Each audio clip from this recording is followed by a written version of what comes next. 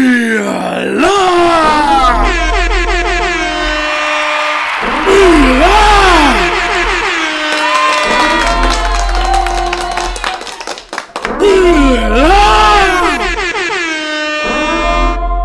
go!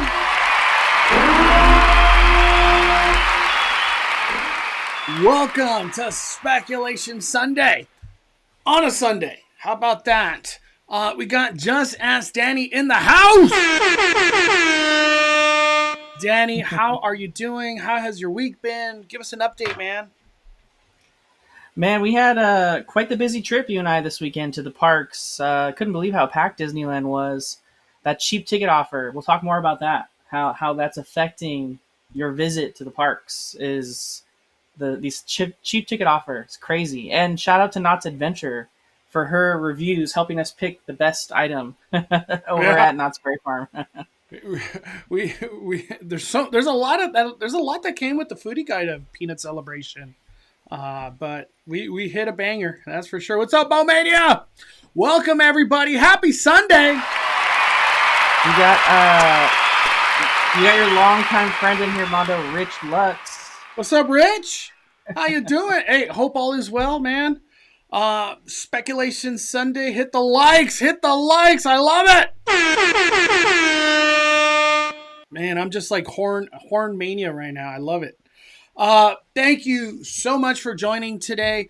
There's a lot of stuff that I want to talk about, and then we'll go into Q&A at the very end, but we're going to just hit topics left and right. The first thing I want to start off with, Danny, I thought it was kind of controversial when I saw it. I couldn't believe my eyes. I don't know if you saw it, but let me bring it up. I posted this on Instagram. Just announced Disneyland, no reservations, February 30th and the 31st. Any opinion on that, Danny? April Fools. A little bit early.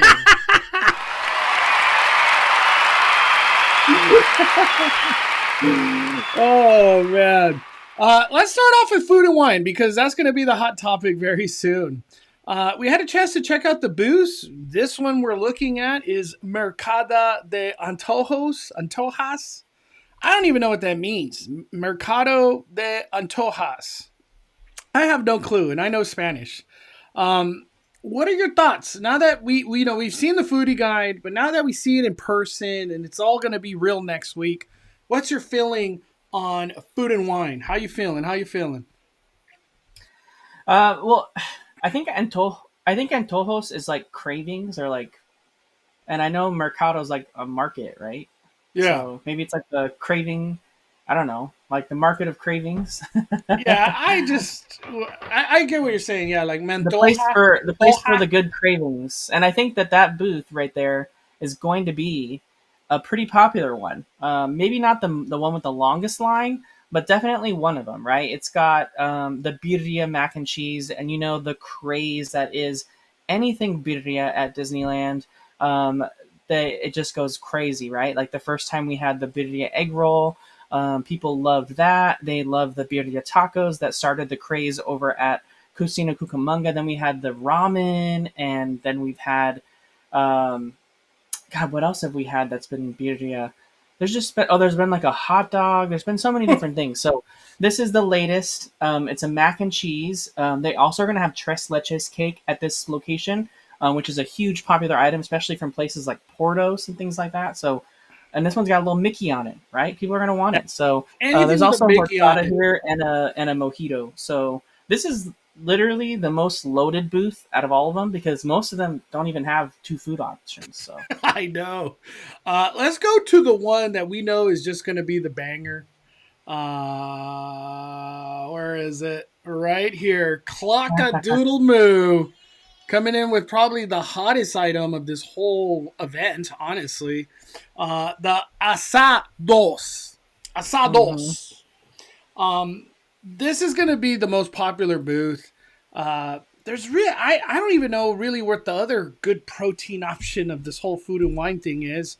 But this one has the grilled skirt steak and chipotle chicken with Spanish rice and salsa verde.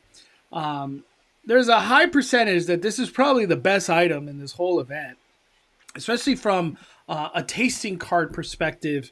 But like some of the things that we noticed, like this one, it just has a macaron.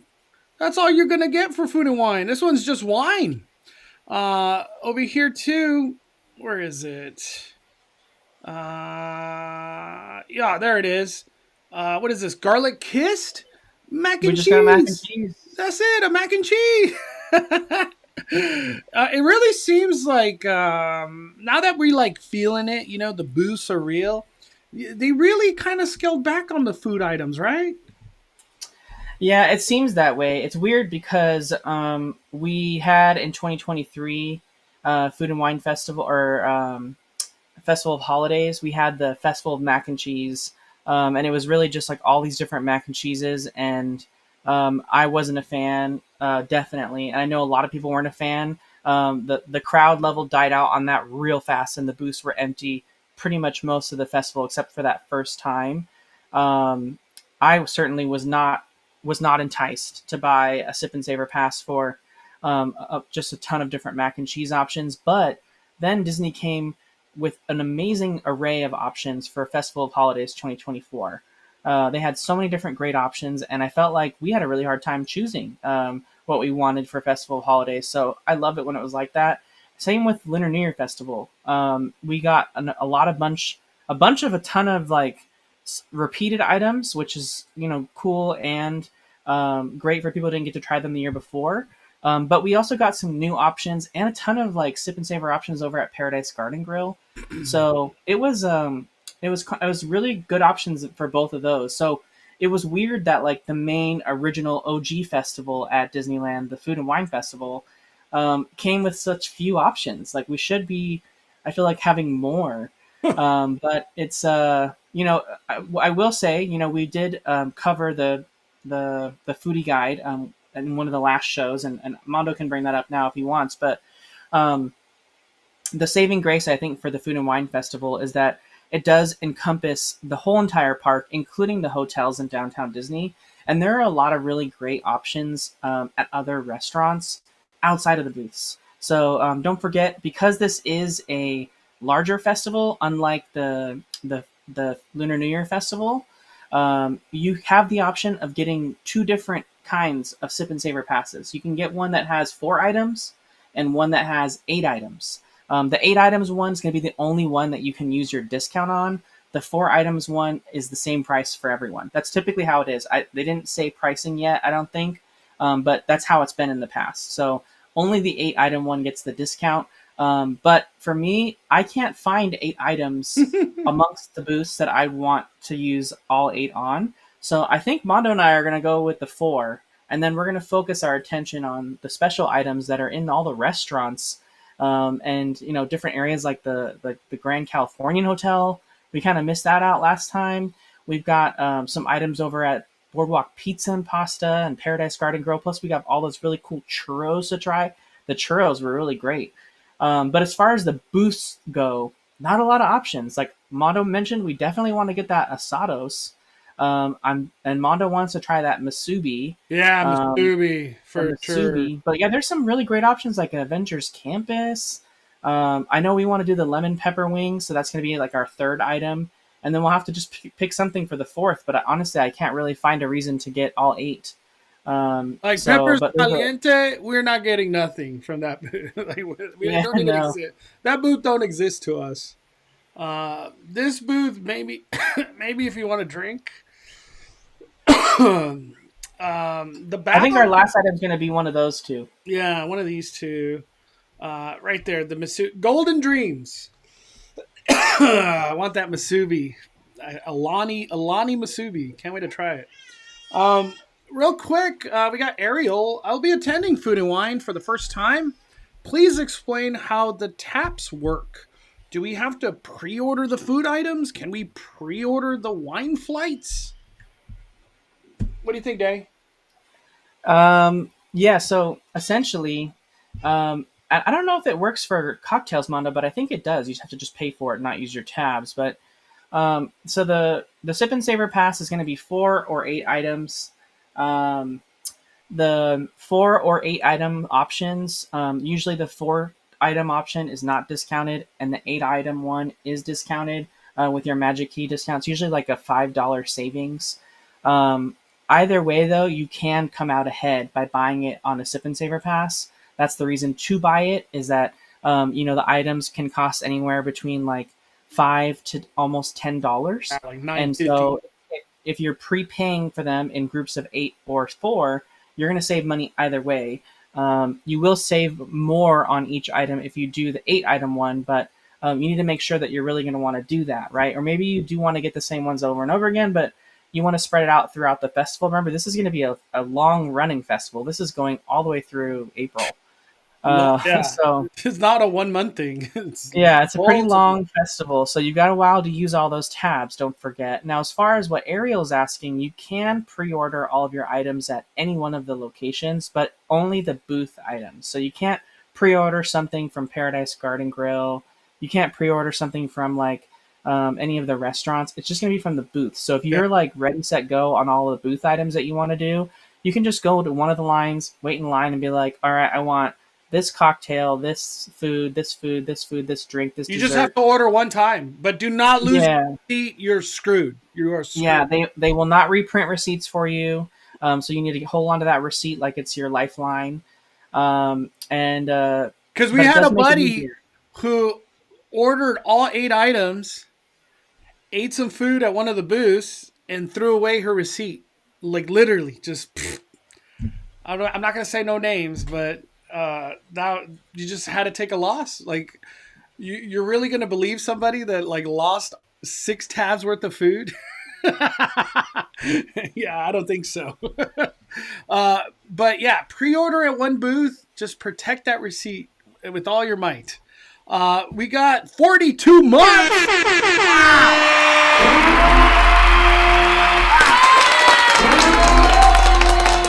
Johnny Godfires, man. Hope everyone's having a great day. Let's go. That's what I'm talking about. Thank you, Johnny. 42 months. Let's go. Thank you, everybody. We got Nikki Paula. We got Handsome Hanson. All right. Let's keep going, Danny. So, real quick before we transition, Angie LA53, who's been a member for 24 months, says, bummer, entertainment is missing Fat Cat Swinger, but at least they'll have Suburban Legends, Thomasina, and Tina Aldana band. I know Suburban Legends is a huge deal for them. I can't wait to see that. Yeah, so that'll be a really big draw. Usually Fat Cat Swinger is like festival holidays. So that's something to look forward to around the holiday season. Tina Aldana, she's great. Thomasina's great too. One thing, Thomasina performs at Knott's Berry Farm too, right? Yeah, Thomasina, and I think even Tina does at Knott's. I get mixed up all the time now. It's so many bands. If I'm not mistaken, Danny, I think entertainment is only like a Friday, Saturday, Sunday kind of thing. Is that right? Somebody was talking about that. Yeah, I mean, it could change it could change when we go into like a spring break time. So you just want to check the entertainment schedule for the day that you're going, and it's going to have everything listed. And I also wanted to call out too, Melissa mentioned in the chat, and we should have mentioned that, but we didn't, that the tabs don't work on alcohol. That's been the standard since the festivals have started, but just want to reiterate that again. You can only use the Sip and Saver Pass on non-alcoholic drinks and food. But keep in mind, you want to take how much you paid for the Sip and Saver Pass, and then you want to divide it by however many tabs you have. And that's how much you need to spend in order to come out ahead, right?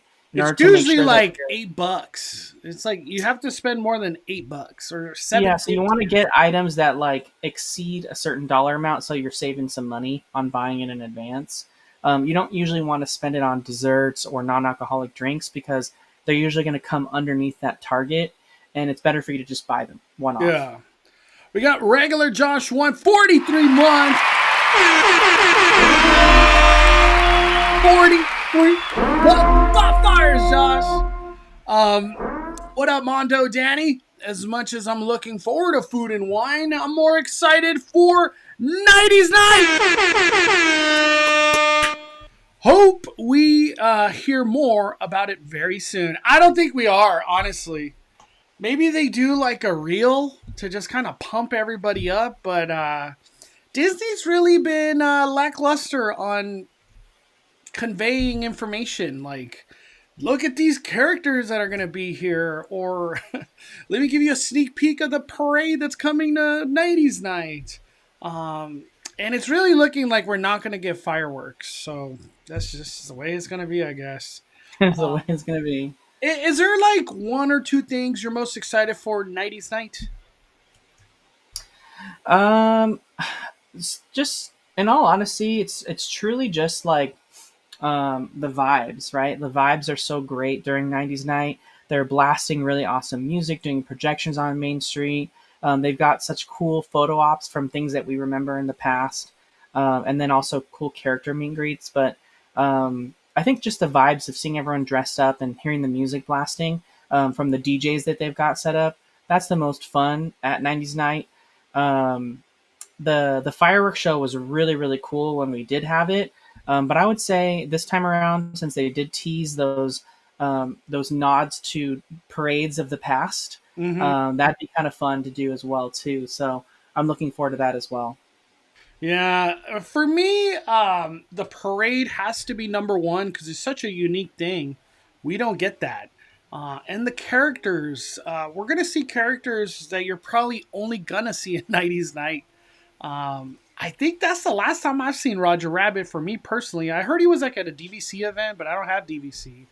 Um, the characters, I feel like we're gonna have a fire lineup of characters, and just to be in the 90s music at Disneyland, it's gonna be a real surreal moment of like, wow, like I'm probably gonna just be surrounded by millennials. Honestly, it's gonna be really cool. I'm very. I bought both nights for 90s night, so I'm all about it. I'm full force.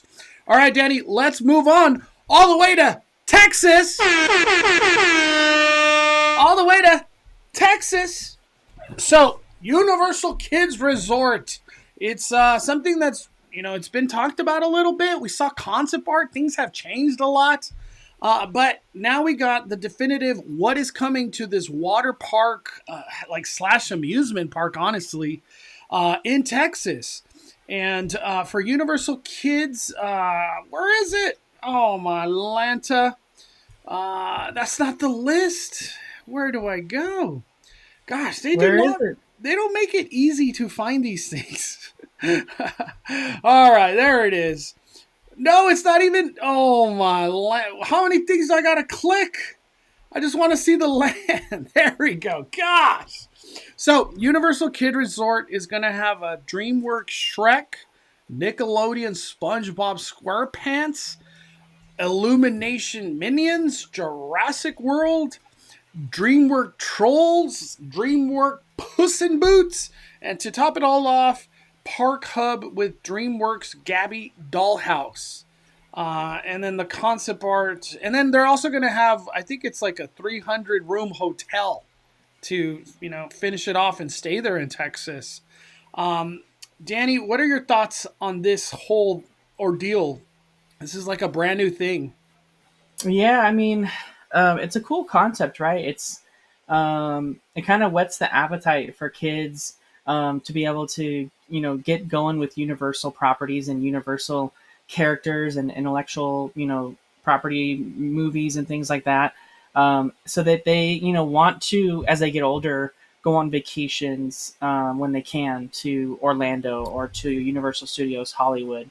Like, It gets them started early. Depending on how this is priced, it could be the same as like going to a local theme park in Texas, or even spending a day, um, a day at the honestly a day at the movies, like for a huge family, and like getting food and everything can really add up. Or a day at like a local fun zone that has like mini golf and stuff. Like this could compete with that depending on how it's priced, and it could still be a full fun day for people. You know what I mean? So uh, easily. And it's it kids, doesn't have to you don't be. you don't have to go like 15-hour days or something. It's just like Yeah, it five doesn't have to be hours like back a to the hotel. huge thing. Do you there was a big article that came down from New York Times with Universal, and they mentioned that this kind of style of uh, this kind of style of theme park slash water park is actually cheap. And it also kind of mentioned like this is the first of many. Like we're trying to do more of this. How do you feel about that? Like, are they overextending, or is this genius to just start Disney or Universal IP branding all over the United States, possibly even internationally? Like, how do you feel about that? Because we've never had something like this. This is the first of its kind from Universal. You know. Yeah, we're seeing. I mean, we're seeing Disney already do this, right? They've diversified in their own ways. They're trying to position themselves as more luxury, so they've gone the route of adding Disney Cruise Line and adding Aulani, a resort in Hawaii that just is a hotel with some general things that you'd find at a resort that's all inclusive in Hawaii. And then also, different character experiences for their different intellectual properties. Yeah. They're also building a luxury resort in the middle of Palm Springs, right in the Coachella Valley. The Cochino Resort that's being built Cotina. right now. They have the lagoon already there. There's going to be day experiences there that maybe not necessarily centered around characters, but it's still going to be a Disney resort experience. And so that's Disney's already kind of diversifying itself in those ways. This is just how Universal is choosing to do it, right? They Yeah. want to bring these small entertainment experiences and see if it's something that sticks, that people like, right? If it does well, maybe they expand and do more of these, like in different parts of the U.S. where maybe they can't afford to go regularly to, Orlando or California, but they could, as a family, if they live in Texas, go to this annually, multiple times a year to have fun with kids. They're gonna sell a pass. This is gonna have a pass. Like, there's no way it doesn't have a pass. This is cool. I don't know how it's gonna play out through the whole year, but dude, during summer, this is gonna be jam packed, man. And it's just like it's just like exposure to these brands and the Universal magic. It's perfect. It's literally perfect. Um, I want to get to another big reveal that came out of that right here, Danny. I'm really curious to hear your opinion on this one. This one is pretty big, and it's from that New York Times article. Uh, we cultivated a creative and commercial shortened across our teams, and that ease of comfort with one another allows us to pull the levers across the company to amplify respective strategies. Mr. Woodbury has still secret plans for significant attractions themed to Wicked, another Universal movie. When I saw it, my first reaction was, this is theme park waiting to happen, he said. Mr. Woodbury, it's like Josh Tomorrow equivalent, pretty much, right? I don't know if it's Bob Iger, but it's pretty much Josh Tomorrow. Yeah, I mean, I think Wicked kind of definitely falls along the same vein as, like, just how much money and care and time was spent in building the sets for those movies is like Harry Potter, right? It was these really immersive sets that people are like, man, I would love to just step into that and be in that world and see it. And there's been many attempts over the years to do stuff surrounding Wizard of Oz, but Wicked just seems to hit in a way with audiences that, as far as Wizard of Oz is concerned, that just has people really hooked. And these sets that we saw and like behind the scenes footage, and just like as the actors and stuff were sharing things as they were filming, people are like, "Oh, I want to step into Shiz University. I want to, go in the Emerald City and ride the train to the Emerald City." Like all these different things. Go to Munchkin Land. Like I think people would love to walk into Emerald City, and everything's green. They have green food items and just like crazy things going on. It's definitely like reminiscent of like a Diagon Alley. So it's something that I feel like would translate really well into a theme park experience, and people would want to be there to take photos, buy merchandise, like wear their Shiz University sweaters and merchandise and stuff. It's very much in that Harry Potter realm where people would be very proud to like buy merch, represent the merch, travel far to see it. Like it's in that same realm, and they're lucky that they've got two properties like that. Mm-hmm. Honestly, they could do a hell of a lot more, in my opinion, than any other theme park has done surrounding Jurassic, but they for some reason just don't. I want I want a full just oh my gosh, just They could print infinite money if they actually made like a huge, massive Jurassic World land or anything. I know immersive land. Shanghai. I know like the Beijing or China version of Universal has like the welcome center of the new Jurassic World, but like we don't have it, right? It's like so. I mean, I love the stuff that we have for Jurassic Park and Jurassic World already, but we would love more. Yeah. Um when it says wicked attraction, that has to be a ride, right? Like I don't interpret like a Broadway. It has to be a ride. Um Yeah, or like just an immersive experience. Either one. yeah. Um I do since you brought up Jurassic World, I want to bring this up. This is from Deadline.com. Jurassic World immersive attraction unveiled in Bangkok for quarter 2 of 2025. Have you heard about this, Danny? I have not. No. Yeah, dude. I don't know what the hell this is going to be. I'm sad that we're not getting it, but yeah, this is going to be nuts, dude. Like, I don't even know how to interpret this thing. What does this say? Jurassic World immersive attraction will open in Bangkok, costing 1.2 billion, approximately 35 million. Jurassic World facility is in collaboration between NBC Universal Park and Attraction Division and Universal Destination and Experience in Thailand. Um, we don't know much other than it's literally just called Jurassic World The Experience. Dude, why is Universal this on fire, Danny? Like, what the hell? And we haven't even talked anything Epic Universe. Like, it's just so crazy. Um, all right, let's move on. We got so much to talk about. We had a chance to go to Disneyland on Saturday. We've been hearing about how busy Disneyland has been. Well, we felt the wrath of it. We felt it. Somehow the parking structure, which is Mickey and Friends, full around I think 3 o'clock, and everybody got diverted to Toy Story, which then made Toy Story miserable for who knows how long. But then when we finally got to the theme park, it looked like this, dude, like this. It's kind of crazy. It's kind of crazy how packed the parks are.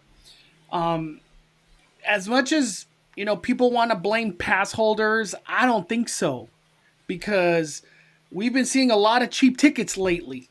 Disneyland and their cheap tickets. I've been posting a lot about this, Danny, and a lot of people are like, "Oh, Disneyland making it affordable for people." Like that's a good thing. I'm not complaining. It's just very brutality when the Magic Key gets no reservation. These reservations have been the hardest to get January, February from previous year. I just think it sucks. I don't know what else to say. Like, I'm going to be happy I can't get a reservation? No, it sucks. What are your thoughts on how things are playing out? Because this cheap ticket is here till May. Like, this ain't a short thing. Yeah, it seems like for sure lately anyway, they've definitely turned the faucet on for the cheap ticket way more than we've had in the past. In years past, it was like we only got the cheap ticket like in summer towards the end when it was get like right before the kickoff of Halloween. Like I remember like there'd be like that 1 week in August where like all the cheap tickets would expire and it would just be crazy in August. But now we're seeing multiple, ticket offers. We have a kids ticket offer, a SoCal ticket offer, and the SoCal ticket offer goes all the way through to the kickoff of the 70th anniversary. Yeah. So we're gonna have this all the way up until Ain't until going that day. nowhere. hmm So I did notice there has been a very noticeable change in getting reservations.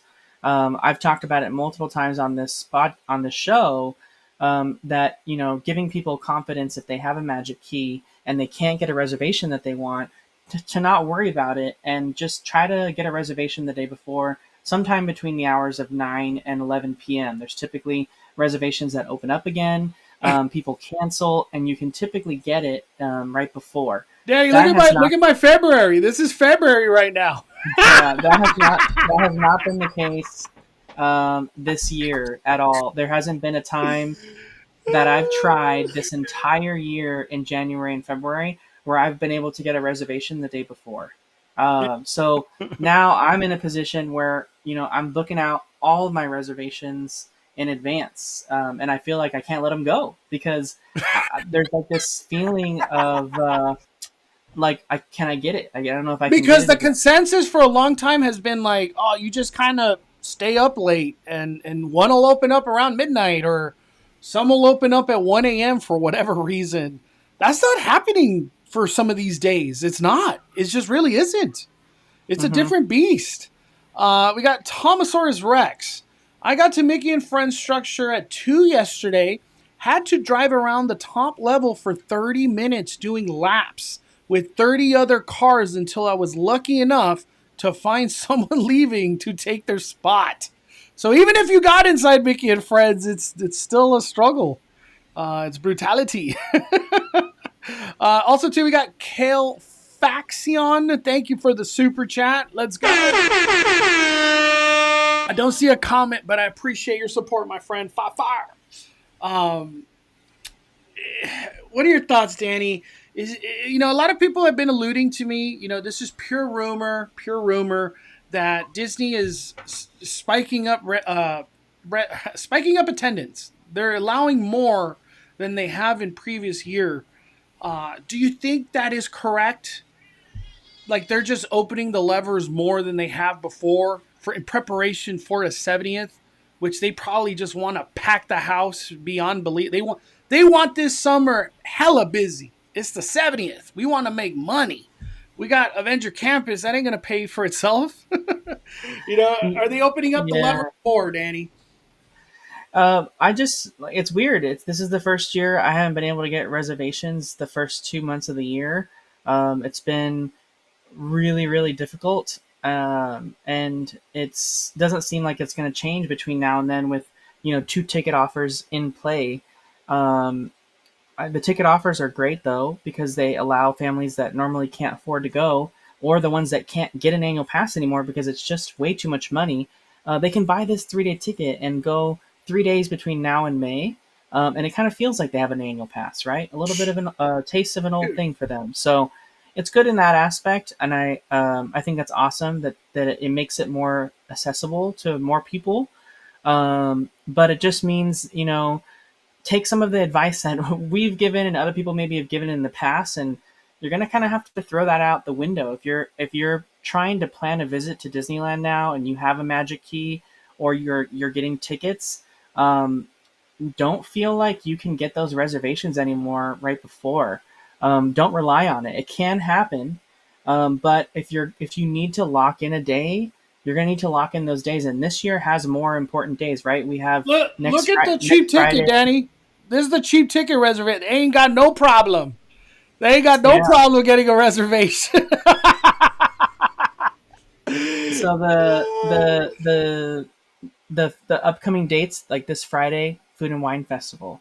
March 28th is Season of the Force.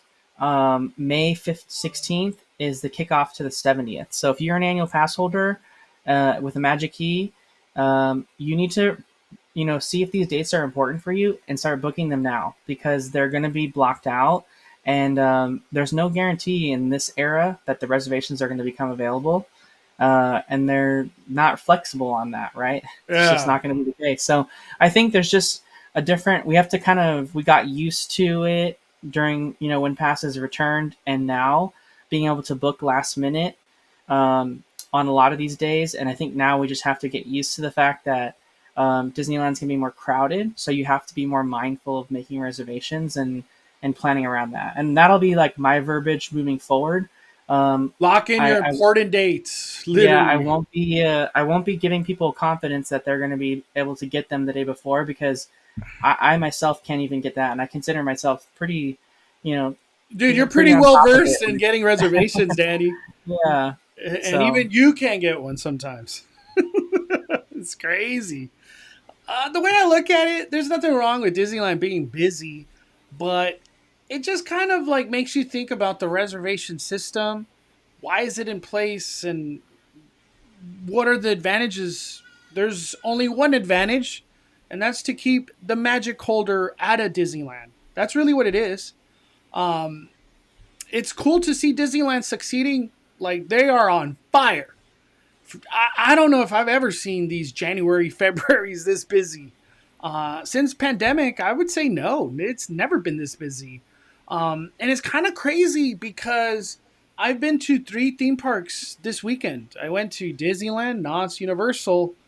Knott's Universal, I want to say their pack meter was in the 3 out of 10. Disney was 10 out of 10. Like, pack meter broken. It really was. So maybe Disney doing the cheap ticket is just having a strong impact on other parks, because how do you compete with $67 a day at Disneyland? That's like unheard of. $67? It's the best time. You're not a pass holder. This is the best time to go to Disneyland. Cheap ticket, can't beat it. Can't beat it. And you have no issue making a reservation. What I wanted to allude to, Danny, this rumor keeps being brought up to me that Disneyland is getting ready. They're doing higher capacity, and they're getting ready to just drop reservations for tickets. And that'll be like a marketing thing for them. Like, look, you get a ticket, you show up whenever you want. Do you think there's a possibility that they drop reservation for tickets? It's pretty much just a marketing gimmick at this point. Because what's the point of them making reservations if everything's open? Uh, do you think they drop it, or we're just going to be bound to reservations the rest of our lives? yeah, I think they drop it for tickets for sure. Walt Disney World already did that. It'd be much easier. It makes the whole visiting experience as a vacationing guest. It makes it really difficult when you're trying to tell the guests that they have to buy a ticket and then also make a reservation. A lot of guests who visited Disneyland over the years, especially locals who are just buying tickets, they're not used to that. They buy a ticket to Disneyland that day and they go. Yeah. And that's what they're used to, and that's I think what they want to get back to. Disney World's like that, so it makes sense for them, and it makes Eh, sense for the Magic Key holders to maintain control. control with the reservations. But more importantly, Ed Rodemeyer in the chat brings up a really good point. Reservations are to keep the employee count as low as possible. I think Yeah, that that's too. I don't doubt. yeah, that's a really big, We've big. talked about that a lot of times, dude. Yeah, we've talked about that. It's relevant for them, right? They had many days in the past where they would staff the park like really, really like what they thought it was going to be, Above because staffing. Yeah, yeah, literally. because Disneyland could only ever use historical attendance markers to plan the way they would schedule, right? But as soon as COVID happened and the parks reopened, all of that went out the window. There was no real historical data anymore to see what Disneyland was going to be like. So this is truly the only way they can accurately make sure there's enough staffing, and without like overstaffing every single day and having to let people go home early and all that kind of stuff. So truly, they can sell tickets, and that'll let them know how many they're expecting that day, and then they can also limit reservations for Magic Key holders, which also gives them a number that day. Okay, this is what we're expecting roughly of Magic Key holders, and then maybe they have like an unknown window that they release day of or day before, so they can like configure all that in when they're trying to schedule. I think that's the control they like to have, and it makes sense. So I just don't ever see a time when reservations go away for Magic Keys, and people ask that all the time, and I just don't think people should ever expect it, because it's not Yeah. really going to happen. The ticket aspect for sure. They don't, they want to make you visiting Disneyland the easiest. Buy your ticket, impulse buy. There's going to be a lot of impulse buying ticket wise for the 70th. People are going to be like, what? Paint the Knights back? I'm going today. You know what I mean? Like, there's going to be a lot of that this year. The 70th is going to be a wonderful celebration at Disneyland, and I don't blame people. Don't miss out. It's worth catching. Kelfaxian drops another super chat. Forgot to write the chat on the last one. How do they verify the SoCal residency? Love the show, guys. I think it's just zip code. I don't think it goes beyond that, dude. Yeah, it's just zip code, and they use like a government ID and what your zip code says on the government ID. And if you maybe just recently moved here, sometimes they'll take like utility bills, with the new zip code that you've just moved to. Maybe you haven't gotten your new license yet. So there's that option as well too. You can always call the ticket hotline, like the assistance line at Disneyland, and they can kind of guide you through what you need to bring or how you can verify that in advance. But a lot of times it's just your driver's license, whatever is listed there. Yeah. Thank you one more time, Kelfaxion. Danny, did you hear anything about this earlier in the week from Blog Mickey? That rumor Walt Disney World Disneyland may move to airline-style adaptive theme park ticket pricing model. Tongue twister. And this kind of goes more in line with that's probably why they drop reservations for tickets. Have you heard this one, Danny? I have heard that one. Yeah, it's gone are the days where like Disneyland just had like a set price and then you could just buy the ticket at that price. They really want to adapt their price so that every day can be like what we're experiencing now, right? This is an unprecedented time for Disneyland. They've never had this level until after the pandemic of crowding in January and February, because they can change the pricing of the ticket in these months to the cheapest amount possible, plus the ticket offers as well. Yeah. Bringing in crowds to this time of year where they wouldn't have normally come otherwise, because they don't want to spend $180 a day in June. They want to spend only $100 a day in February or January, or if they're a SoCal resident, they want to spend $60 to $7 a day. So I remember like 2017-ish, February, March, April, it was calm, beautiful, no people.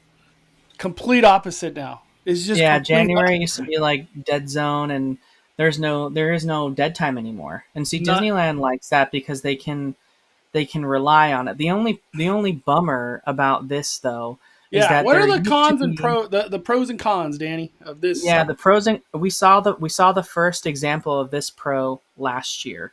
It used to be that January and February was a trade-off. It was a slow time of the year at Disneyland Resort and most theme parks for that matter. But the trade-off was you could come during that time, have low ride lines, sometimes cheaper tickets and offers and things like that. But you knew to expect that the rides would be down in January and February. That's just not the case here. There are some rides down, but let's not forget June of 2024, July of 2024 at Disneyland, when we saw cars go down in summer, I think. Yeah, we saw unprecedented ride closures like you wouldn't believe. Like some days where there was like 4 major e-tickets closed for refurbishment in June, like the middle of summer. And so that to me is the downside, is that there's no real like off season for them to just be like, let's close this down. So they truly then have to just plan out all of their refurbishments throughout the year. And that could include a busy time historically, like the summer, where it does cost more to go. We saw Indiana Jones closed, right, in June at some point. So that's the only downside to it that I can see, is that there's no like refurbishment season anymore. That is the case.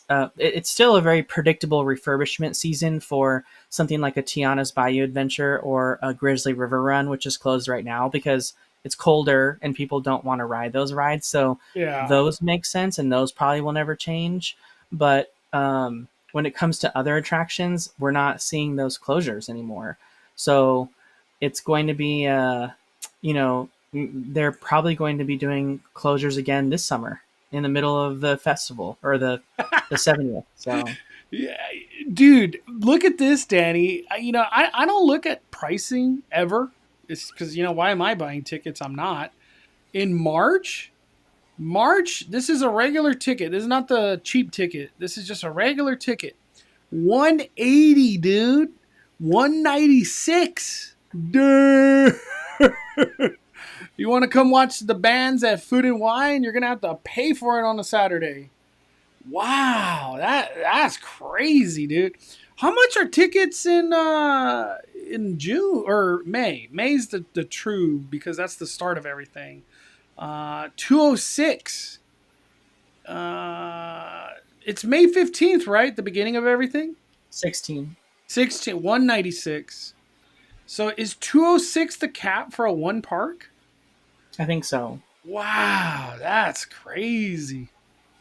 Damn. Well, in March, 180. And that's why that $67 a day 3 day is so popular because you're getting 3 days worth at a 1 day price. Awesome ticket for people that can take advantage of it.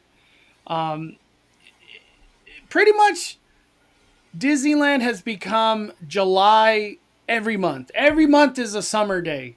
That's the way to look at it. It's just they've created this new beast. It almost, I almost want to say, since the pandemic, they've just grown more powerful. Literally, like that's how I feel, because they're able to predict things with crowding, and they're able to open and close the levers to pump everybody to a Tuesday because that's the only day open in the week. Just like we saw the reservations for Magic Key, the only day that was available was Tuesday. What the hell's that? Crazy, man. Powerful. Very powerful stuff we're seeing from Disneyland.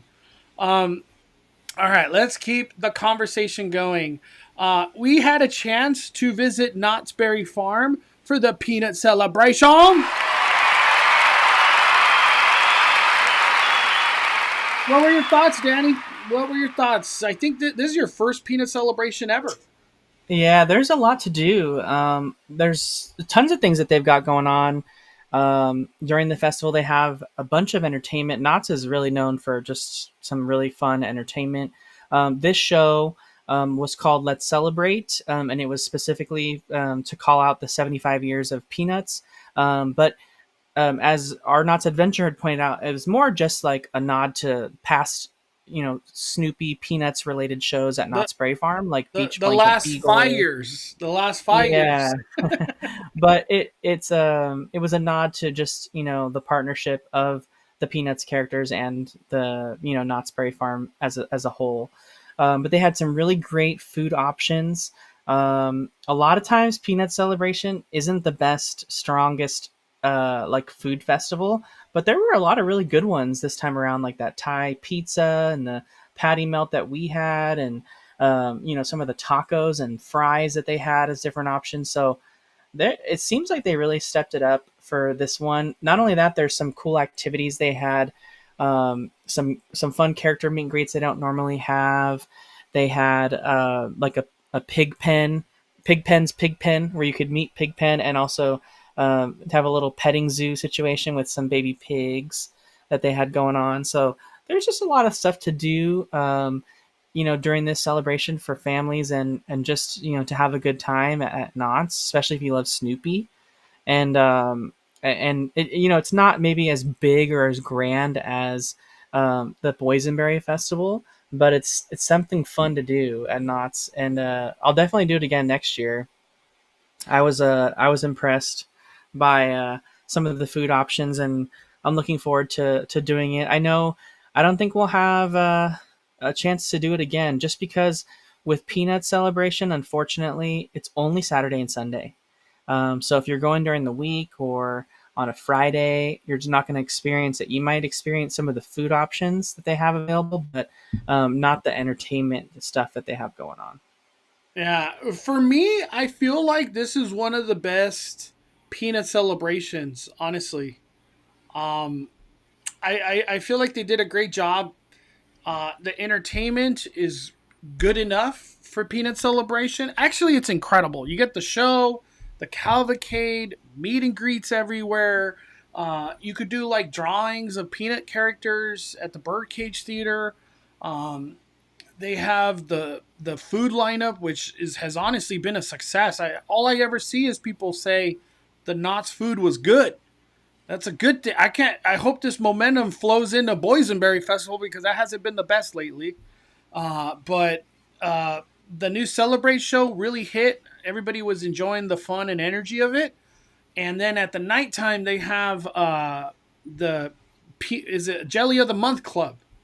The Jelly of the Month Club. They're always fire. It's their crowd favorite. People just show up to watch them. It's a live band that they play so many cool music, and Snoopy is like transforming in all these different genres. It's really cool. To me, Peanut Celebration, honestly, fire. They home run. They hit a home run with this one. Um, I hope we make it one more time. I got to use my meal plan on some of these other foods. I know. I Yeah, didn't get to try the fried uncrustables. I really wanted to try the Thai chicken pizza. It looks good. and we met There, people that had that pizza, and they said it was incredible. And we met people that had that Uncrustable, the fried Uncrustable. Everybody loves it. Everybody loves it. It's mhm. kind of crazy. Ariel Triton in the chat, Mondo says, I tried the patty melt today. It was so good. Wish they would keep this item. It was really good. Mondo loved it too. He loved that, how it tasted like an In-N-Out burger. It's better with barbecue sauce and ketchup. And we, right, Danny? We agreed on that Uh-huh. one. Yeah, you're looking to do something else because of the Disneyland crowds, and you're just kind of like, I don't want to be a part of that right now. Go to Knott's. Shockingly, on Saturday, Knott's was empty.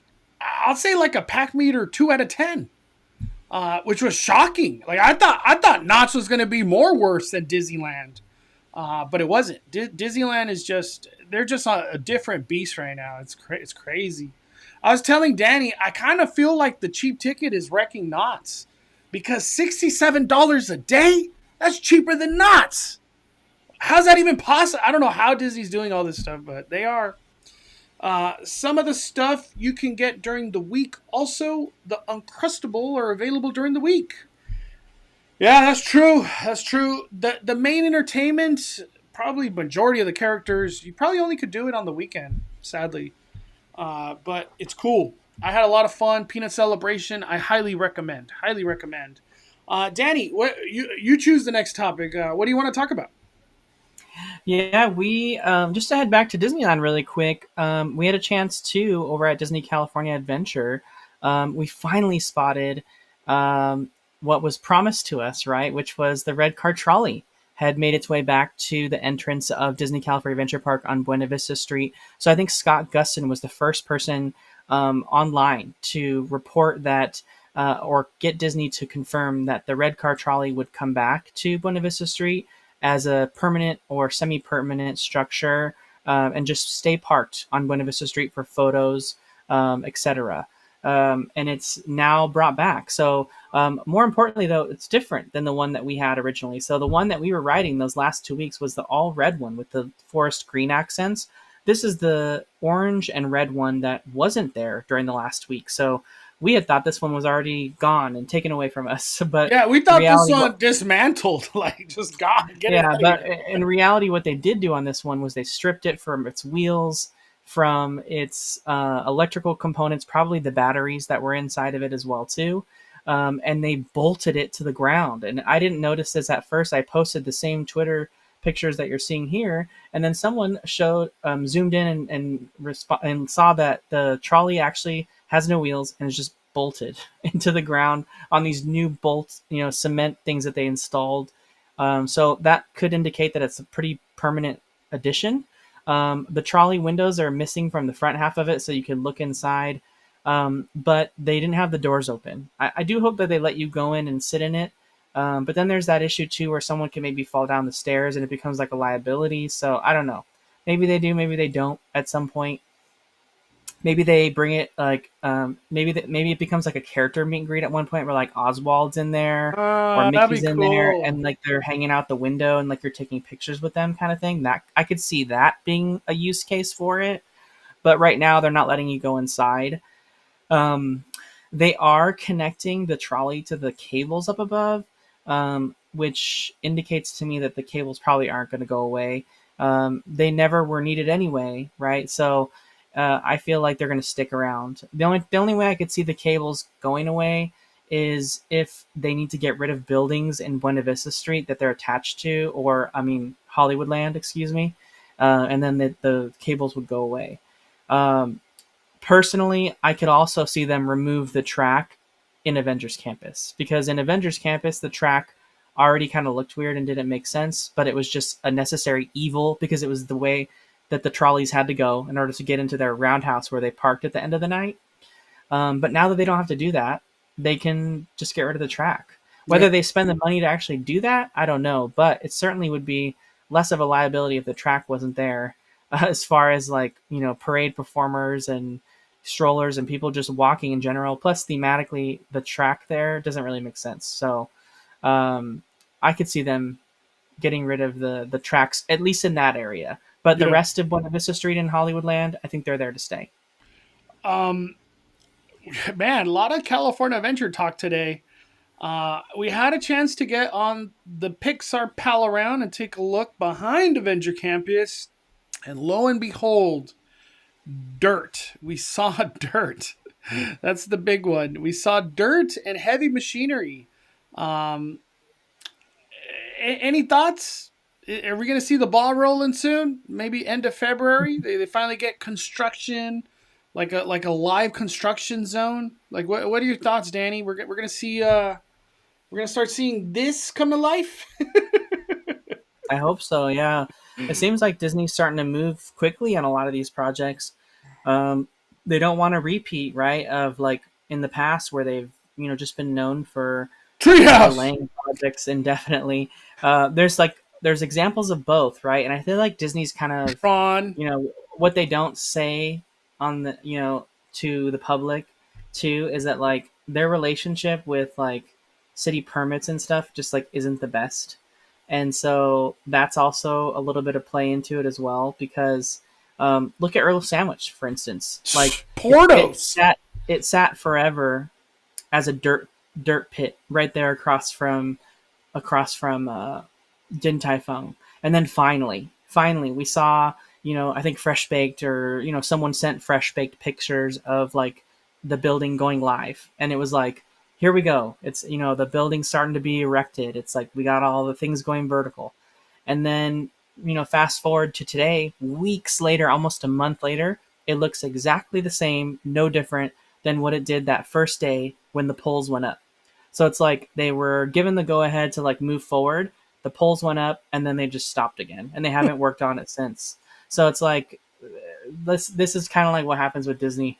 Is like lately anyway. It's like they start construction and then it like stops, and then it's like okay, well what's gonna happen here? I don't know. So Yeah, I think they're gonna get the ball rolling big time, Danny. I and regular Josh one in the chat, Mondo says the project I'm looking forward to the most is the new structure.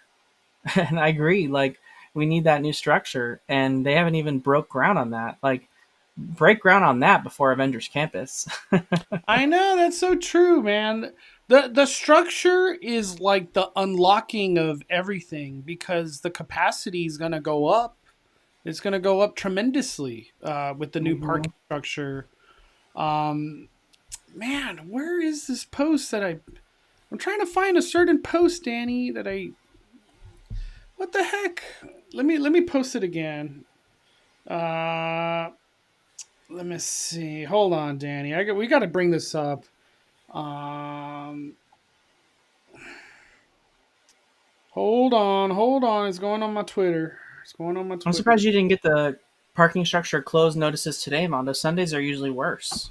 Dude, I haven't looked at my Instagram in a minute. I don't doubt that it was bad. I do not doubt that it was bad. All right, here I posted it now. Let me refresh. Just recently, I guess I should go to my Instagram to give a before and after. Just recently, we saw all this work happening in Cars Land, and then we finally saw the debut of Red's Community Garden, and how beautiful that little entrance was, because it had this cool red on the top. And overall, this just adds more capacity for people to dine, which is always a good thing. But what has happened is, in the Disneyland fashion, it went from open to behind walls again. Is this just the new Disney, Danny? This is the new Disney we're dealing with. They gotta speed their way through a project, and then okay, we gotta fix stuff down the line again, because just on the other side of Disneyland, we got this one too. Right here. Another project that just got debuted and put behind walls. What are your thoughts, Daddy? This is like the new Disney way. You know what I mean? And we saw this in Toontown when they did the floor stuff. I think you're on mute, my daddy. I just don't know. I don't know the reason for this one. For this one, like we were saying, and I said in your video when you had asked me, I felt like it was maybe the canopy itself was kind of small that you walked through, so I thought maybe like there was an element that they didn't expect where like people could get injured on something. It was also like pretty bad weather the day that debuted, so maybe something like kind of got messed up in the rain and the extreme weather that we had that weekend, or maybe there was also some like Cars planters that were exposed that were kind of just out in the open that I feel like maybe kids could grab a hold of and kind of injure themselves with. So even like the lights, like maybe kids can grab those because they were kind of low, like the popcorn lighting. Who knows? So like, or maybe the sign fell. Tons of things could have happened. Like, so I just think like maybe they need to make adjustments on it. So I think that's what happened, right? They put out the Madame Leotas, and then they kind of anticipated that all the water. They have a really great rain gutter system on the building with like all that funneling into different areas. You can see it all over the whole building. But then, maybe there was a team that forgot, hey, well, there's people that go through the park each night with high pressure washers that literally spray water all over the ground that isn't falling out of the sky. It's coming out of a high pressure washer. They spray the ground every night. And that was the water that was, making its way on down into the building underneath the sliding barn doors. So it was pooling in the wrong spot. So they had to regrade the ground to like kind of make sure water was draining away from the building, which is what you always want it to do, right? If you have water draining towards the building, that's how you get mold and rot and things like that. So, I think they're just maybe kind of like there's some disconnect on like who's doing the right job, like doing it right. Yeah, I don't know, maybe. It's just we're seeing a lot of fumbles happening. It's just odd. I don't know if we're being harsh on Disney, but it's just like you're Disneyland. You guys have so much budgets and genius people to do things, and they just get done wrong for whatever reason. Who knows why? Thomasaurus Rex dropping 20.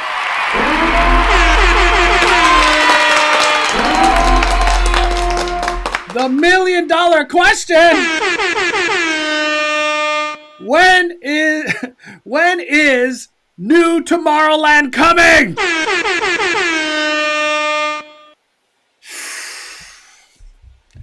We know something's coming. It's confirmed. the new Autopia electric cars. It's coming. And whatever else is coming with that, we do not know. We got that stupid concept art that's been sitting outside of Tomorrowland for like, it seems like 3 years now. I don't know how long, but it feels like a long time. This like distant memory of some project that existed 3 years ago that for whatever reason has not moved forward. We lost the French fry rocks. Can you believe that? We lost the French fry rocks for nothing. But no, it's a great question. It's a great question. When is the new Tomorrowland coming? I don't think a new Tomorrowland is coming. Danny has alluded to this many times. The same treatment that Bayou Country got, we could see that same style of refurbishment come to Tomorrowland, where they just change things and update things, but it's still the same land. Nothing really changed. What do you think, Danny? What do you think? Yeah, it's just, to me, it's just going to be something small, like you know, I mean, the redo of Autopia is not a small feat in by any change. So like that's going to be a huge thing, making the ride, whether the ride becomes electrified in the sense that the cars are connected to the track and somehow, or whether the cars themselves become battery operated. That's yet to be seen or heard, right? We don't know We don't know specifics on that. nothing. Yeah. But we just know that that's going to be a big change, so that's going to take some time, and that's coming in 2026. So we know the construction probably has to start for that this year.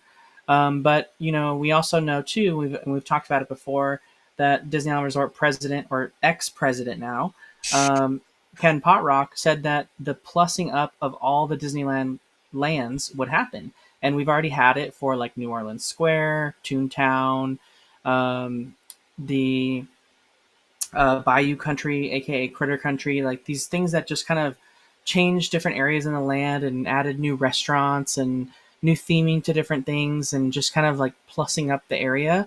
That's what we can expect to hit every land at Disneyland. Some people were arguing in the comments, Mondo, in our last video, that technically they feel Adventureland was already done because they got the gift shop turned into a giant dining space, and then we got the Tarzan's Treehouse that was supposed to be closed turned into Adventureland Treehouse, and the area was already plussed up in their mind, so they don't really see any of those changes coming to Adventureland. I don't know if you agree with that or not. I don't necessarily know that I agree with that or not, but what we do know is that if that's the case, that leaves Frontierland and Tomorrowland. So, Yeah. and both of those lands could use some love in that aspect. And cool things can come to both of those lands, like just a refurbishment into the next 10 years of whatever their imagination is. Um, I I've heard it many times that Tomorrowland will get something. Um, I think Tomorrowland will get touched. Uh, when does it get touched? It's a great question because we're about to see a ton of money get pumped into Avenger Campus. Like, I don't even doubt that Avenger Campus project is $1 billion, maybe more than $1 billion. We're in 2025. Like, we're in a very inflationary period. The one thing nobody talks about, and I've mentioned it before, nobody talks about it. I almost feel like we need to do a whole video on it. There could be possible tariffs. And tariffs just, I'm trying not to cuss. Tariffs just F up all of Disney's budget. Something that they expected it to cost, I don't know, 1 billion, all of a sudden is like 1.25 billion, and that's not Disney ain't, but I don't know what's going to happen. We already know Disney's all about cutting corners with many projects that are very expensive. We know that. But yeah, I'm curious how it's going to play out. When do they get the budget for Tomorrowland? What they do get the budget for, I wanna switch gears real quick, Danny, and I've been mentioning this to Danny a couple times. I can't wait to talk about it now on this live stream, Danny. So we know Disney went full force. They went full force in the Disney Cruise Line, billions on billions on billions on new ships. This is like, they got like a whole army out here very soon. And I've mentioned it before. I think Disney, I think Disney is trying to become a Walt Disney World in the aspect of, hey, you go do 3-4 days at Disneyland, and once that trip's done, you do your second half of your trip on the Disney Cruise Line, because we're gonna have ships all of a sudden coming to a near port or docking near here somewhere, and you all of a sudden you turn guests that are like a week to 2 week trips because they're now going on the Disney Cruise Line. Double combo, double whammy. I've been saying it. Somebody sent this to me. I've never read, so I don't know the validity of like this kind of stuff. I don't know. But somebody sent this to me earlier on Instagram. It was from Disney Cruise Line blog, so credit to them. That Disney Cruise Line is seeking preferential anchorage agreement with City of Avalon and Catalina Island. There's a lot of stuff happening with Disney Cruise Line that I feel, it's kind of being slept on. Disney Cruise Line is not the most fanciest thing to talk about, but I want to talk about it because it's very important. Right. Yeah, guess who just became Disneyland president? The guy from the Disney Cruise Line. We're seeing the synergy machine working. Danny, is that a possibility that all of a sudden Disney Cruise Line just becomes connected with Disneyland and Disney just starts making even crazier money?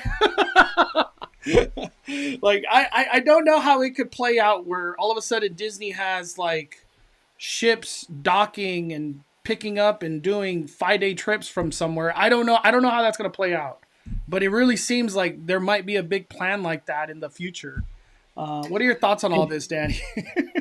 It does seem like that cruise line is definitely a bigger focus for them, and they just don't have that vacation destination like they do at Walt Disney World, with the ability to do a land and sea trip where you spend part of your visit at the resort and then the other half on the cruise ship.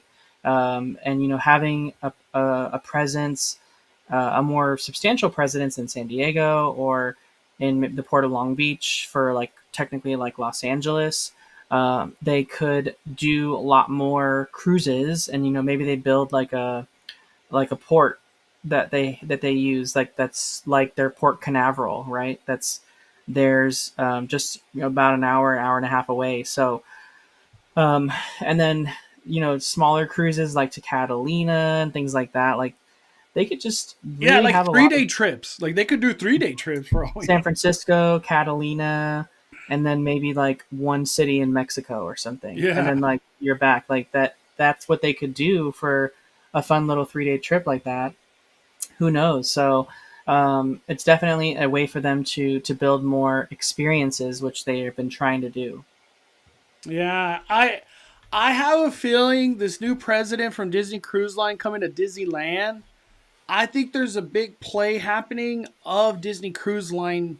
All of a sudden, these like day and land trips, or sea and land, whatever they call it, it could be something. It could be something. I think it's exciting for us here in Southern California to all of a sudden get like a cruise ship that just does year-long trips. That'll be awesome, because that's not the case right now with Disney Cruise Line here in California.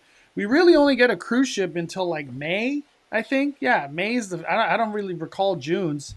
Sometimes they're here in the winter time, Halloween time, but that's not the case. Like when I did the Halloween cruise line like 2 years ago, we haven't got it back. I don't even think we're gonna get Halloween cruises in California again, which is a total bummer. Because dude, that was my I don't know, Christmas or Halloween. I don't know which is my favorite.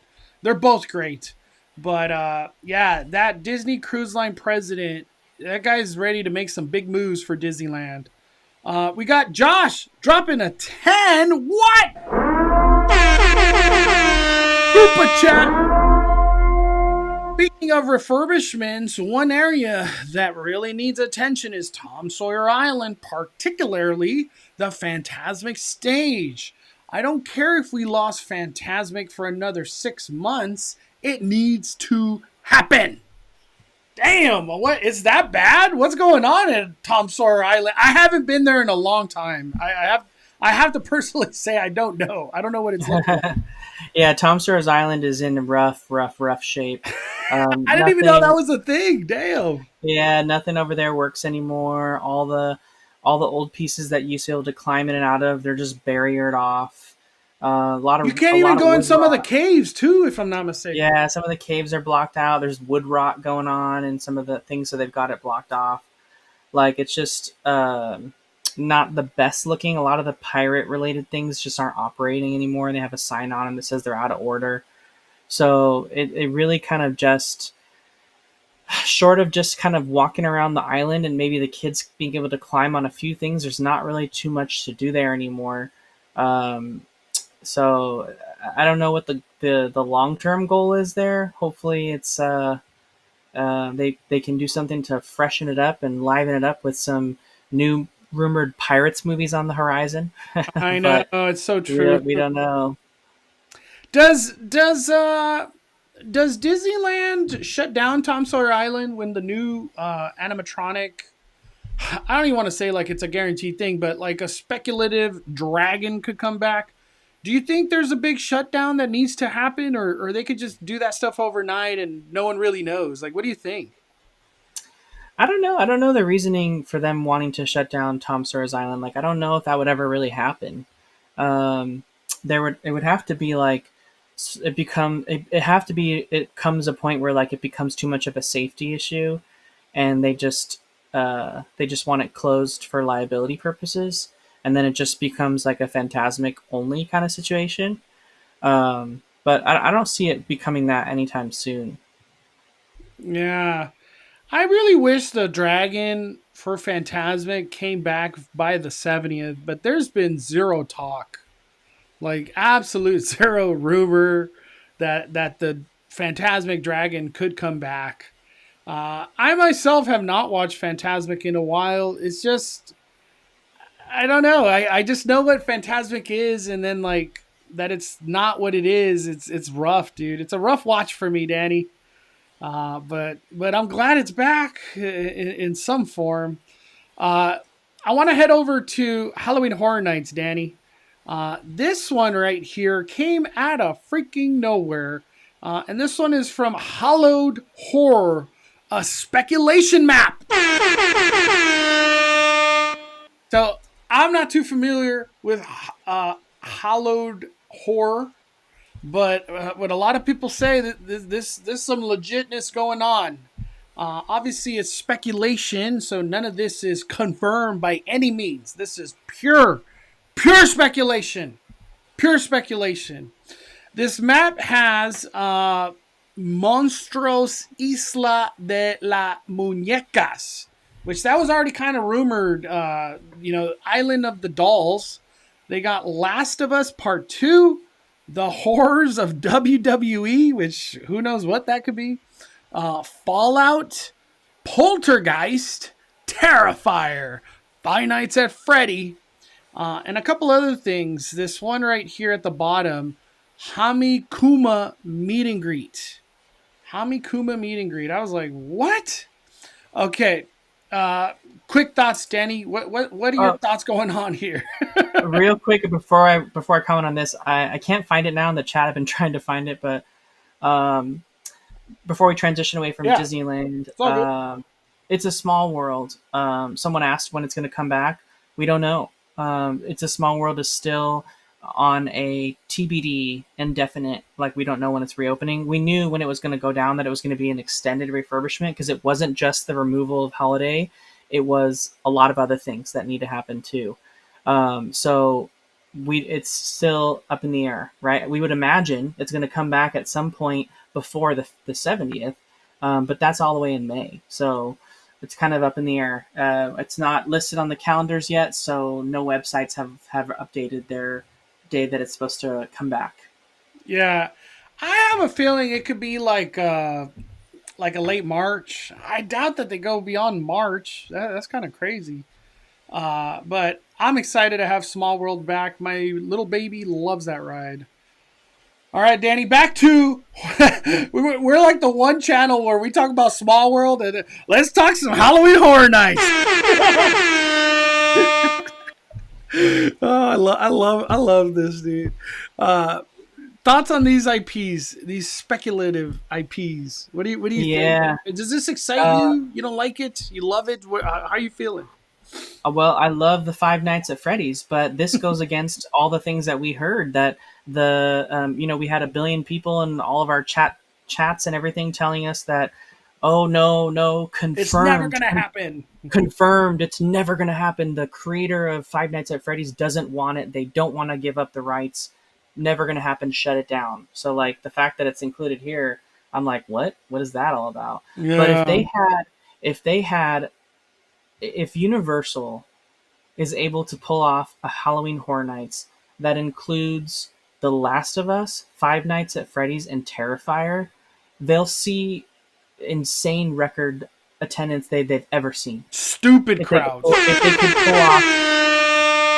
If they could pull off all three of those in one night, that's just that would be like there'd be no winning for any of the like.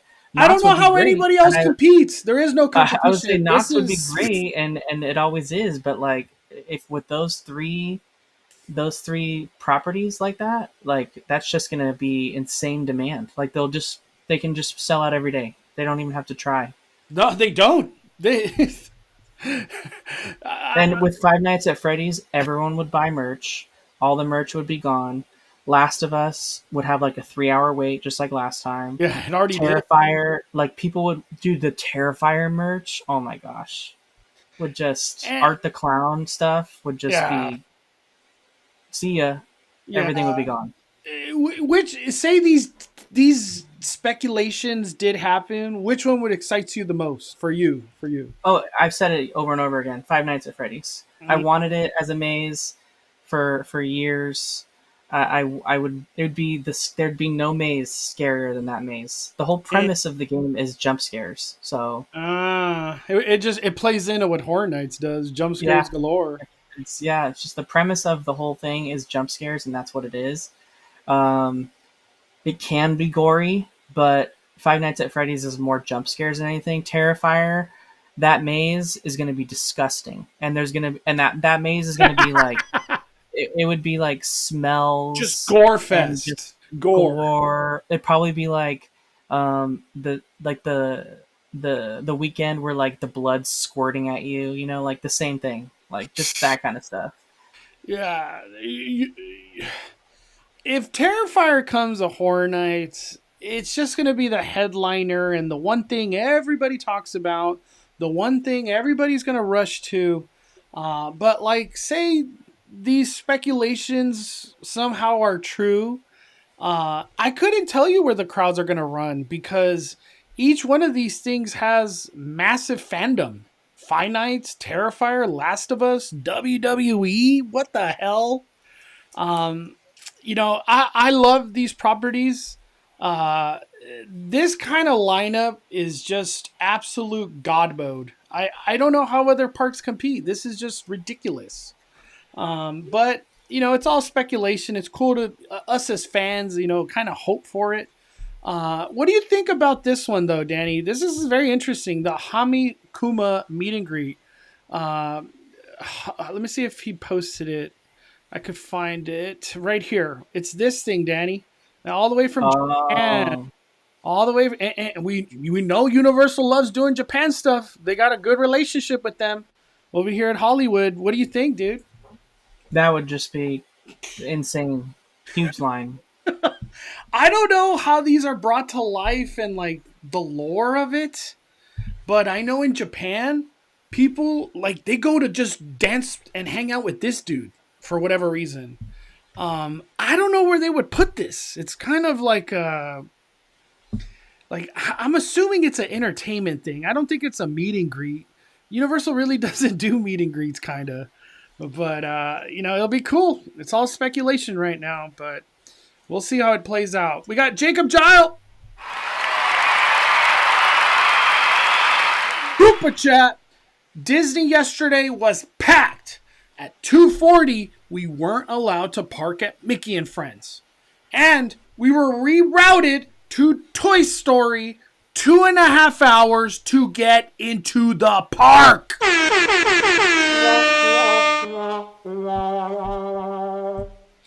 Dude, Danny, we got lucky. We went straight to Toy Story, dog. Like we got lucky.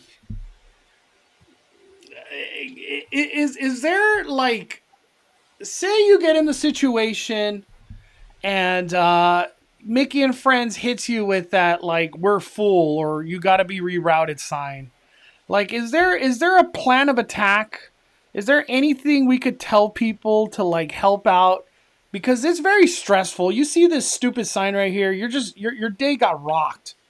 Is there is there anything you could do other than just go to Toy Story, or you just take the loss? I have like one idea, but I want to let you go first, Danny.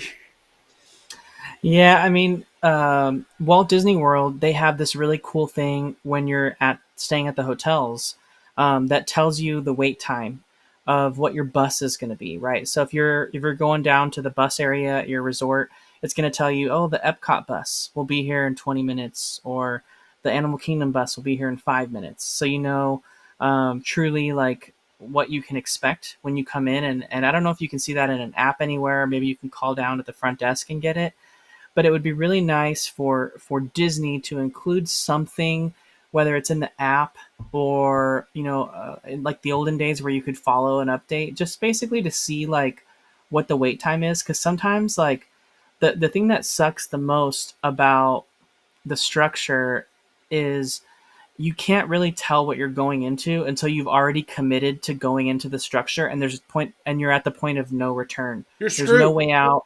There's no way to get out. If you have kids that need to go to the bathroom and you're stuck in this line, you can't do anything about it, and it becomes a huge stress for you as a parent or whatever.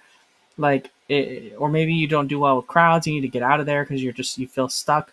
Like there's no way to get out when you're in that line. So if they just had some sort of way, like, hey, you're coming up to a 45-minute wait to get into the structure right now. Or they don't even have to get that specific. They could just say structure's busy. Like, consider parking at Toy Story or something. Just fire up the Twitter app again, Disneyland, please. Just something, anything they could do to share information. Because by the time you see that sign, it's too late. You're screwed. You're screwed. You're already committed. And not even that. Say you did get lucky to go in Mickey and Friends, like Jacob Giles was saying. You're driving around trying to find a spot, doing whatever that's. Or not Jacob Giles. Somebody earlier was saying they just had to keep lapping in the structure till you find a spot somehow. I think I'm just throwing it out there. It's not the best option, but it's an option. Garden Walk allows you to do, I think it's like 3 or 4 hours, might even be 5 hours, and it's like a $10 cost or something. Like they have a deal for Disney for like a small period of hours, and it's like $10 or something. And I know you could go to Toy Story, but even that's probably going to be a S show. If you're just trying to do a quick trip to Disneyland, go do Garden Walk and just walk over to Harbor Entrance, which will probably be, I don't know, 7-minute walk. It's not that far. And Garden Walk, going in and out, is a breeze. There ain't no issues at Garden Walk ever. It's very rare I've encountered like horrible parking or leaving of Garden Walk. It's usually when they have like a big band or something, but that's like late at night. But I think Garden Walk's always an option. I'm trying to think. They maybe on their website they have like where it's like a deal that you could be, it's like they have like a deal for Disneyland goers. And I don't know if you put in a coupon code, like a code or something, or tax code, or there's something where you just get cheaper parking because you're going to Disneyland for a couple hours. You've heard of that thing, Danny?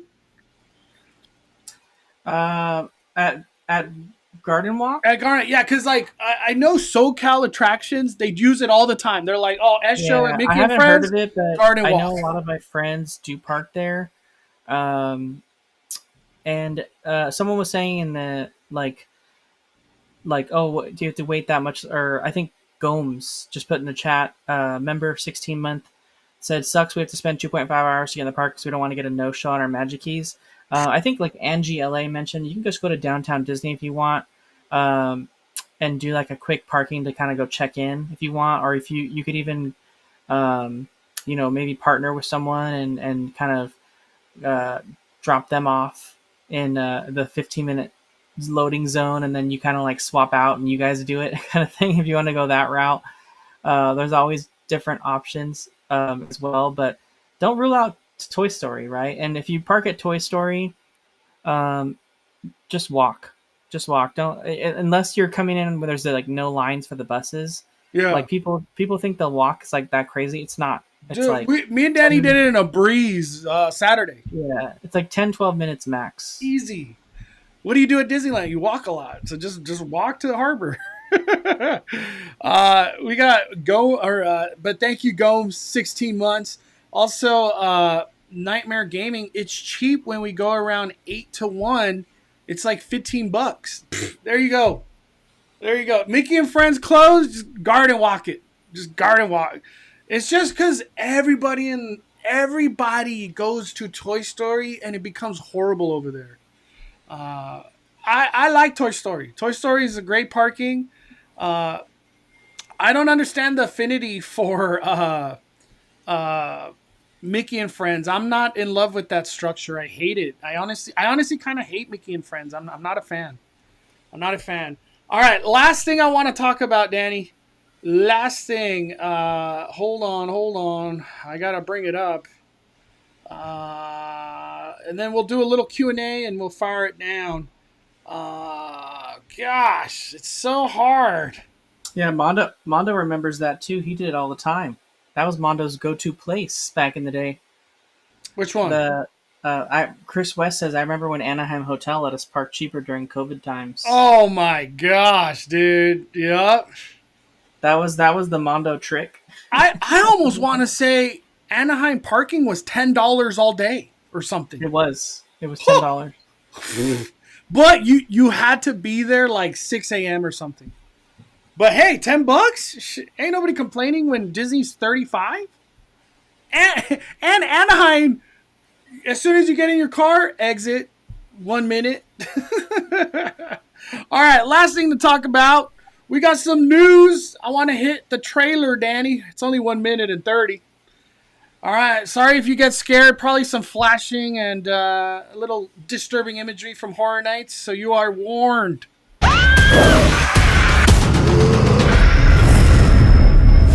Bringing horror to life for Universal is very meaningful because Universal created the horror genre.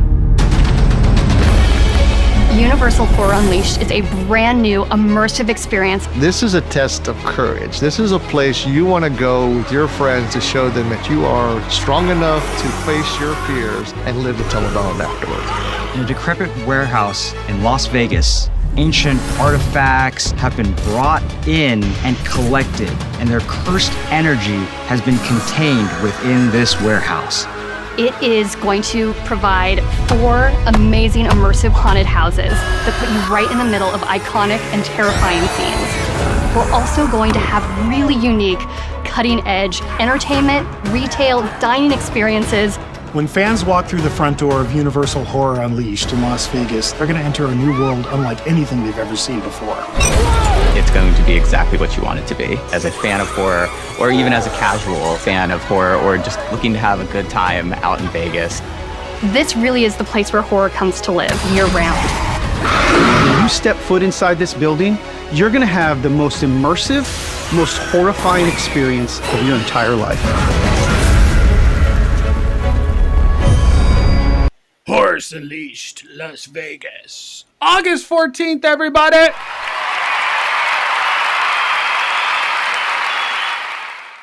So what are your thoughts? Danny? Like, how do you feel?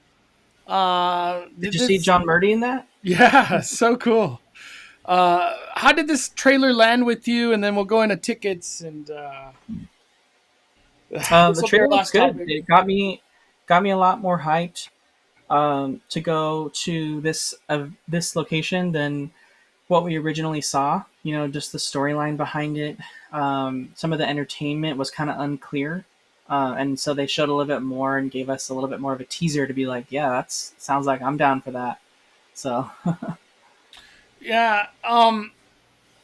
Tickets got unveiled, or what the hell is this? I can't go to tickets. There we go.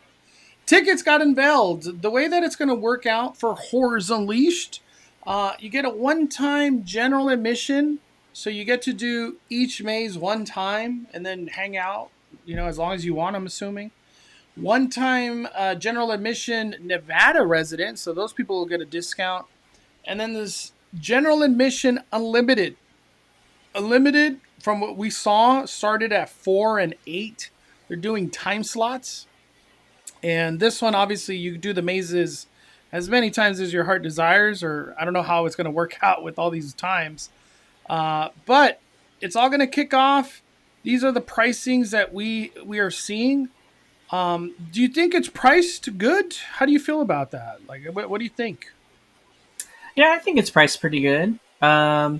It's, I mean, it's hard to say because like you can get Universal's Halloween Horror Nights for like $80, 60, $70 too, and there's a lot more included than just the horror aspect of it all. So they are trying to bring some more immersive elements to it. It sounds like, just based on the trailer, to kind of give it that like more worthwhile experience, I guess you could say. But I'm interested to see how the mazes compare to like something you'd see at Horror Nights, as far as the like the depth of the sets and the details that they include, compared to like some of the the ones that we get where they have to build them temporarily. Mm-hmm. In Halloween Horror Nights, this is a permanent sheltered location that's air conditioned, climate controlled, all that kind of stuff. Yeah. What are your thoughts on the time slots? You think it's a good idea? 220s, 240s? I don't think any time slot has sold out on opening day, general admission ticket wise. Are you able to just hang out? Yeah, I'm assuming you could just hang out as much as you want. They're gonna say no to you. You're buying drinks and food. I guess watching the shows, maybe watch the shows a lot. Yeah, the time slots, like, how do you feel about that? Especially if you buy the general admission unlimited or whatever. I guess there's just a long line for 2, and then that same line becomes 220. I don't know how this is all going to work out. It's kind of weird. I can't really comment on it because I don't really know. Yeah, I don't know how it's going to work. I'm still. I haven't bought a ticket yet. I was in the boat of this right here, and general admission unlimited. It's completely sold out for the first 3 days, 14, 15, 16. I was trying to buy general admission unlimited because I'm going all the way to Vegas. I want to do these things more than once. And ever since I couldn't buy opening day unlimited, I was like, okay, I'm not going to go impulse buying. At the same time, what happens, Danny, August 14th, that's the day before Midsummer Scream, pretty much the biggest horror con over here in California. A really odd time, really odd time to do opening day in Las Vegas, when like a gigantic community is all going to be in Southern California. Yeah. Including John Murdy. Yeah, John Murdy. Yeah, he's going to be in California. I haven't bought a ticket. It's one of those. This is a lot more planning than like, oh, let's go to FanFest. You just 1 hour drive. This is Las Vegas. That's another state. How are you feeling about like actually attending? For me, I'm almost like, should we just wait till like November or something? I don't know. I don't know where I'm at right now with Unleashed. Yeah, I want to say, at first I was like, man, I want to be there right when it opens. But I think I'm in the park of like Mondo, where, we've got our own horror season coming up with Midsummer Scream leading into, Halloween Horror Nights. And then Knott's Scary Farm, and then Halloween at Disneyland. Yeah, we're super spoiled over here in SoCal. Yeah, and then when people are like expecting things to be like Christmas and ready to go, they're missing some horror. Like that's I feel like when we go. Yeah, that's what I feel like it would shine. It's like, man. Yeah, and who knows? Maybe they change some stuff. Maybe they add like Krampus or some Christmas holiday stuff as like a fun thing, and then we get something new that no one else has experienced. So that could happen. Yeah, or the lounges areas, maybe those get decorated for Christmas for all we know. Yeah. Yeah. I'm still kind of in the boat, Danny, of like Exorcist believer. What? I haven't got past that one yet. I haven't got past it. Texas? It's like oh man. I'm gonna be honest and open. I've already said this. We've done these mazes already. So like for me as a California person, it's kind of like, man, I don't know. Maybe I'll watch other people do it and they're all walking out. This is a banger. This is the coolest thing I've ever seen. And maybe I head out there. I don't know. I'm not on an impulse buy for Horrors Unleashed, at least at this point in time. And I don't even know if you could film inside the mazes. It's the Florida people doing it. They don't allow filming, so that's kind of a deterrent for me, as a content creator too. But yeah, let's do a little bit of Q&A. If you have a question, topic, something you want us to talk about, have a conversation, post in the comments right now. Let's have a chat, and then we'll fire it down. Man, dude, I feel like there's like 10 more things I want to get to, but we're already running on 2 hours. So let's go to Q&A. Q&A. Post in the comments right now, everybody. You can save it for a bonfire tomorrow. Yeah. Let me say that. Tomorrow I'm gonna do a X Spaces on my X. It sounds so stupid. On Twitter/X. I'm gonna do a Spaces, which is like pretty much like a phone conference, and we're just gonna talk all things Universal Studios Hollywood. Hopefully, we could get awesome creators from all over the space of X to have conversations, because damn, there's a lot to talk about with Hollywood. So that'll be tomorrow. On your X. On my X. I got X's on my X's. I think that's a song.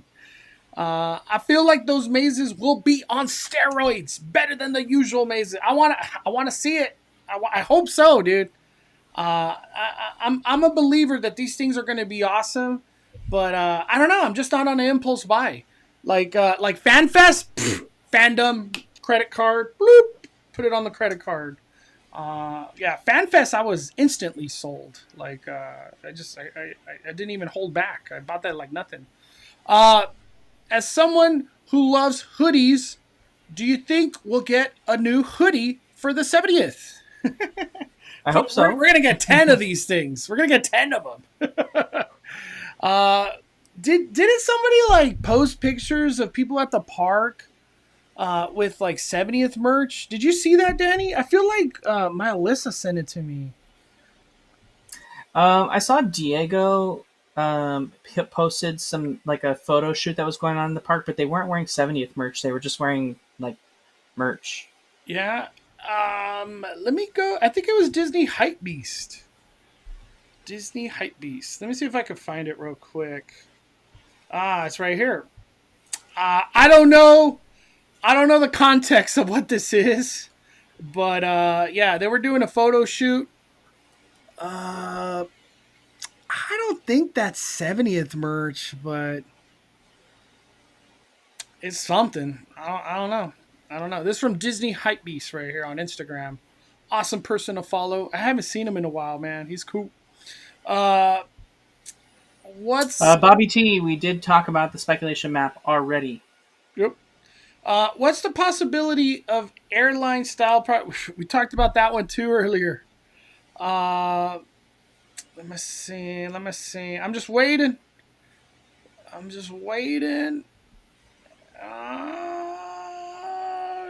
We did talk about speculation map. Talked about the airline parking hoodie. Jacob, what is this? Universal Studios Halloween Horror Night coming out September 4th. November 2nd. Guide event? I have no idea about guide events. So it's February. It's like it's kind of hard to talk about. Regular Josh One Mondo says, "What do you think will be coming to Fantasyland Theater for 90s night or for the 70th celebration?" I did see workers envisioning stuff while I was there on Friday. Cool to see that. It's become our new flexible space ever since Pixar Fest. We had it really amazingly used this last holiday season. And it's been used in the past for 80s night as Videopolis, which was a return of a classic attraction that used to be housed in that space. So Videopolis is honestly the biggest highlight of any of their After Dark events. That thing was just ridiculously cool. Ridiculously cool. What could even come to life in a 90s night there, Danny? I guess character meet and greets? Yeah, character meet and greets, fun entertainment on the stage. If Disneyland is cool, I want a Goofy movie Powerline concert over there at Fantasyland Theater. I want it. That's what I want. That's what I want. I hope they use it for the 90s night. It seems like they've been using them for After Dark events, but for the 70th, we could only hope entertainment. I don't know what kind of entertainment they could throw there, but I hope we get a brand new show that's never debuted, and it involves princesses and characters, and it's just a fun adventure of Disneyland 70th, characters coming to life from all different centuries of Disney. That'll be cool. But, do they do it? We'll see. Alec, what up, Mondo? Danny, not trying to sound pessimistic, but how long do you really see Horrors Unleashed lasting? It's got to be a lot to keep it going all year round, but hoping for the best. I don't know, dude. The guy, the Woodbury guy, called it cheap. He said that thing is cheap to make in relative. I don't know. I don't think it's costing Universal that much money. Yeah, we have to think about the things that are there already that are around it in that Area 51 complex. There's that weird grocery store pop-up thing that's hidden, everyone wants to be there.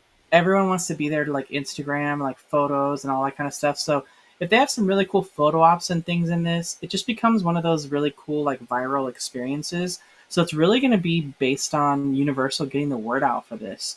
This isn't made for locals to come see it every day like it is for Halloween Horror Nights. This is more of you're visiting Vegas and you're trying to find things to do at night. This is one of those fun experiences you can do to go to dinner somewhere and then come here and have instead of going to see a show, go do this. When you're comparing it to the amount of money you spend on some of the entertainment experiences in Vegas, it's a steal. And $89 ain't bad. It ain't bad at Vegas. Yeah, not for what you normally have to pay in Las Vegas. So a lot of people are traveling to Vegas every year. It's not just the locals. I'm sure locals will go to this, and like you mentioned, they're probably gonna do one or two times and be kind of done with it for a little bit, and then they'll want to do it again at some point as they get closer to maybe the Halloween season and they don't have the ability to go to Universal. So I think it's at any point they could just drop Five Nights at Freddy there, Terrifier there, whatever massive IP at that experience is brand new all of a sudden again. It's like a brand new thing. Another thing about Horrors Unleashed, I don't doubt September, October, that just pays for the whole year, period. You want to do some Halloween stuff? You're going to Horrors Unleashed. It's going to be extremely popular. I do not doubt. It could be one of those where just September, October, just really massive profits it just sets them up for the year. All right, Danny, closing thoughts on everything, my friend. Closing thoughts. Yeah, I'm excited. This week, Mondo and I are going to be going on Friday to the opening day of the Food and Wine Festival, and I'm going to make sure we plan it out so that we know what we're doing, we know where we're going, and we can prioritize and get what we need done. So share with you guys what we think is the best option. We're going to get creative, right? Normally these videos are pretty similar. We're sharing like, our favorites from the Sip and Savor Pass, but this year we don't have a lot of that. So we're going to be showing you some of the special churros.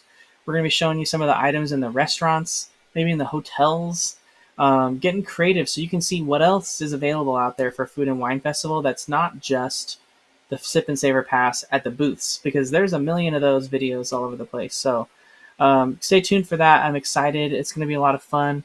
I love doing these festivals with Mondo because I feel like we have a good mix of opinions on what we like and don't like. Yeah. So, but I'm excited for that. I also am looking forward to as well as we get into the March season for the Boysenberry Festival, because that's in the distance as well too. And I've been missing some good festivals at Knott's. The Peanuts celebration was really fun, but Boysenberry Festival and leading into the rest of the year is the best part at Knott's. So yeah, I'm very excited for Food and Wine. I have a feeling it might be a one and done for me kind of thing, because right around the corner we have Season of the Force, and that's gonna kick butt. I can't wait to do Star Wars stuff every Disneyland trip I do. But and see the crowd that builds for Luke Skywalker. Oh my gosh, the crowd that comes for the projections, Danny, that's gonna be crazy, because it's Luke Skywalker projections. Oh my gosh, I'm excited. I'm excited for Food and Wine. I don't foresee any new entertainment, so that's kind of like a bummer for me. But whatever, it's Food and Wine. I'm very excited to see the roller coaster over there at Fast and Furious Hollywood Drift come to life, because they're moving so fast. It's just unreal. Hopefully we're gonna see the train come any day. Yeah, we're gonna. I think we're gonna get rain soon, but I hope it's not too much where it just sets back the roller coaster a lot. But I'm just excited, man. Things are really gonna heat up with Nite's Night, Fan Fest, Season of the Force. Oh my Lanta. And if by some miracle they announce a lightsaber fight at Star Wars Night, I will be there. If they're not doing that, I'm checking out. Another year missed of Star Wars Night. I'm good. I ain't going to that unless there's a lightsaber battle. Real quick, Danny, 88 Ford for life. Hold on. Says hello from Seattle. 43 months! I see you!